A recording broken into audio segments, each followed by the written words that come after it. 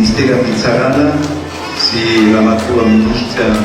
Madame Lamby tonga teto nijoro zao androany anomezana anareo vahoaka malagasy, anareo olona sahirana io Covid-19 io. Tehaka mamy sika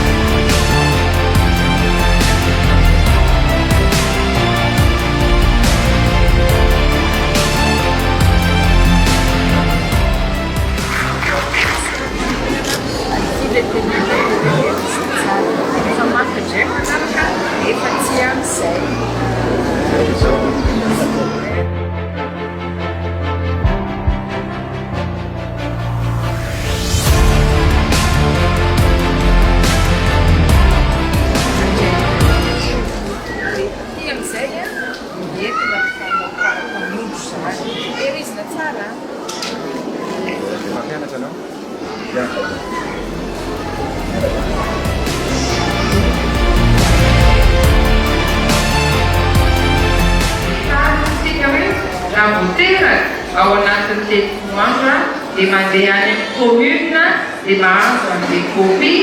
mba sady tonga ny fahasamborana amin'izay hoe votera tsy maintsy kakazidy tsara.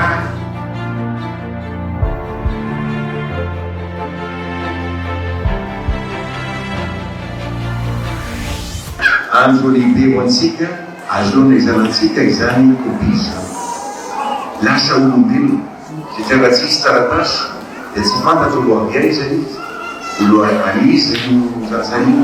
fa dia zavatsy ilaina io.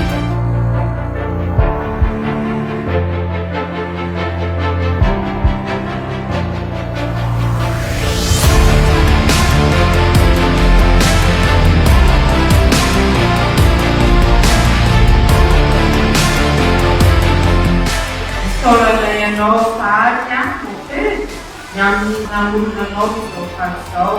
nandrasanao ireo ankizy ireo amin'ny fampianarana sy fanabeazana ary fikarakarana ny menao azy ireo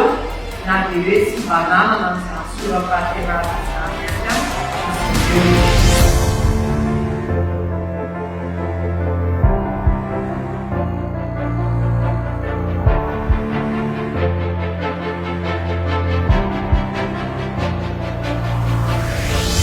eto amin'nytiaka rehetra masolity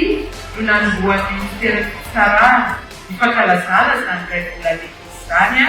ary eto ihany koa no hamarana anazy amintsika olombelona.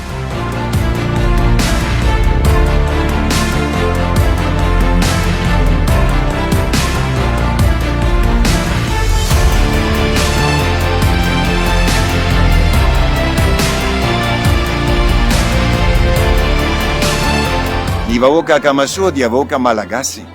ka isaorako ny fanjakana manatona ny vahoaka, saotra ny fanjakana ary fanjakana ankehitriny manatona ny vahoaka satria manana zo ny ankizy rehetra, manana kopia tena zony, afaka mianatra, afaka mitsabo-tena, afaka manana trano fonenana mendrika, manana rano madio sotroina, zony io fa tsy karazana fanomezana privilège io fa zony ka isaorako ny fanjakana malagasy nanome amin'ny ankizy eto 5,100 kopia afaka manambara fa izao olombelona izy izao olom-pirenena, izao olom-pirenena. Saorako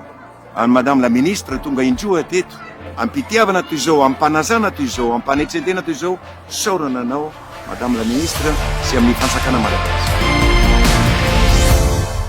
E le turismo del suo fiera mia stesso.